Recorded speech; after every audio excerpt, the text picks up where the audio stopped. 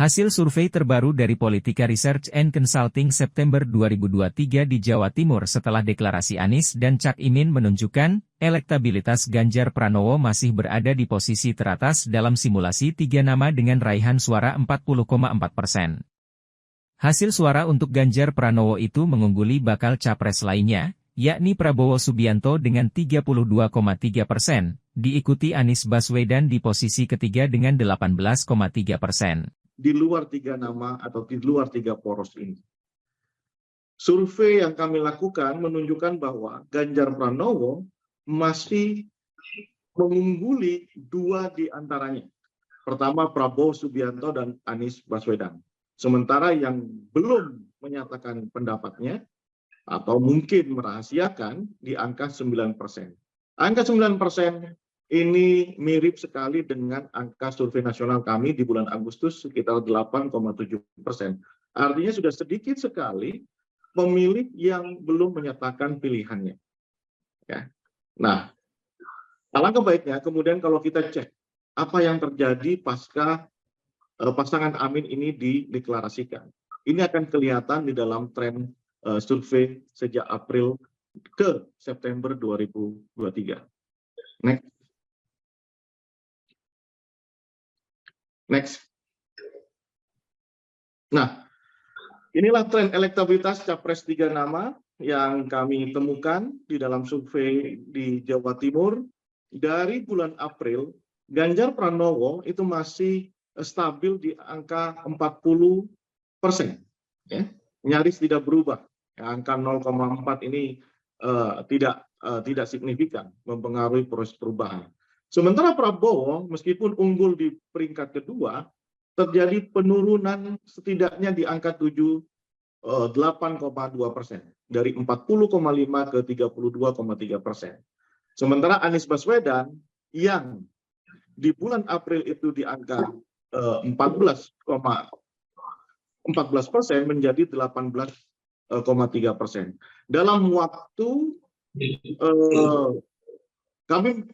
kami melakukan survei di tanggal 7, berarti dalam waktu seminggu sudah ada perubahan di angka 4,3%. Jadi menarik memang di dalam waktu seminggu ada proses peralihan. Ini teridentifikasi nanti ketika ada 22%, silakan dibuka datanya, pemilih PKB sudah mulai mutasi atau bermigrasi ke pemilih Anies. Di mana ketika Anies melakukan upaya pengenalan diri, kampanye, begitu ya, coba ke lintas partai coba. Nah, ya, terlihat sekali di sini ada kenaikan 22,4% pemilih PKB itu pindah ke pasangan Anies Baswedan dan Muhaimin Iskandar atau pasangan Amin. Nah, ini harus menjadi warning juga buat Mas Andre dan Gerindra, begitu, yang jangan enak-enakan juga ketika di Jawa Timur kemarin sempat membarengi posisi GP yang di angka 40%, kemudian sudah mengalami penurunan cukup signifikan di angka 8%. Nah, ini tentu juga akan menjadi sesuatu yang menarik ya, sesuatu yang menarik. Apakah peta politik berikutnya ini akan terpengaruh dengan deklarasinya pasangan Anies Baswedan dan Muhaimin Iskandar. Nah, bisa berikutnya coba.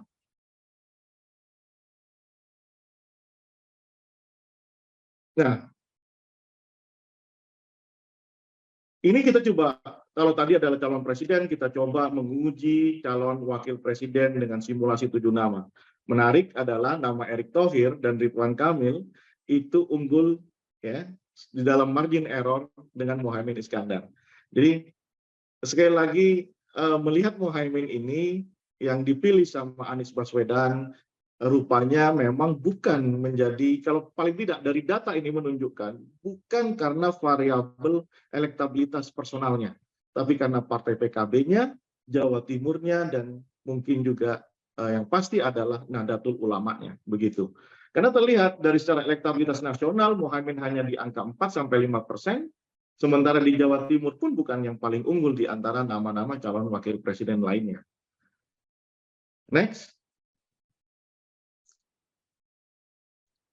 Nah, kita juga menguji kira-kira seberapa penting posisi calon wakil presiden dalam menentukan pilihan Bapak Ibu terhadap pemilihan calon presiden wakil presiden. 65% menyatakan itu penting, ya.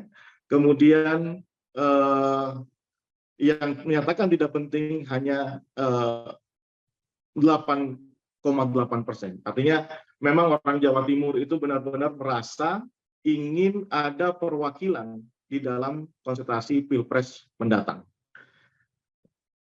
Next.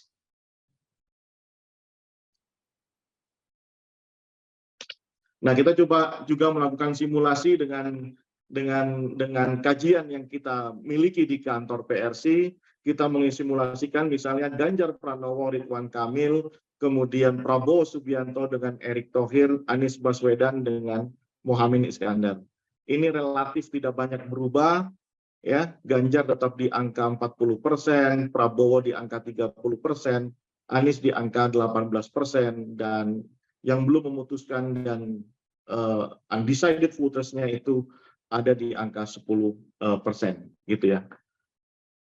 Tidak banyak perbedaan antara pemilihan pasangan dengan calon presiden yang tadi saya jelaskan. Next. Bisa nggak ke pemilih NU langsung, gitu ya?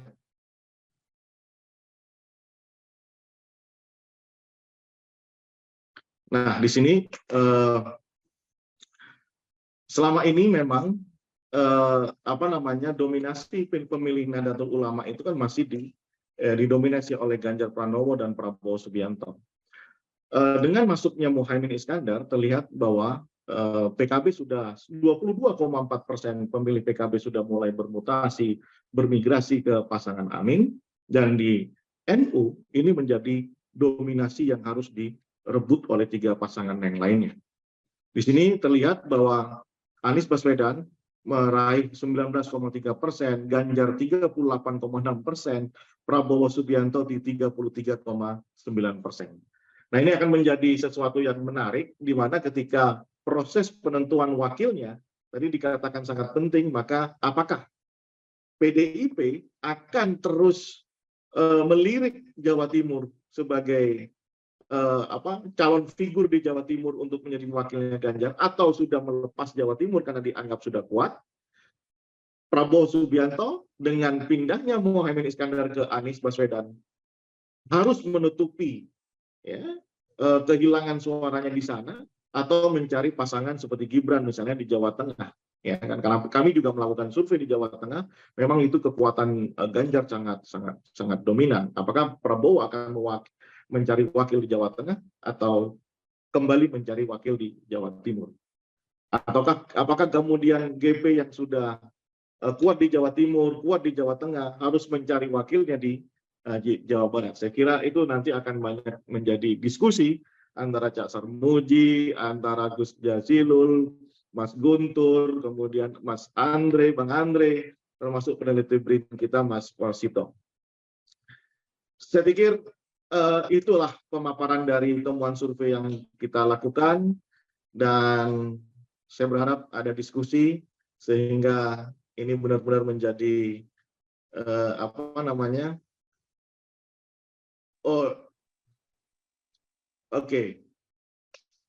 nanti saya akan jelaskan di sesi berikutnya. Terima kasih, Cak. Itu saja penjelasan dari saya, Cak. Baik, terima kasih Mas Rio. Ini memberikan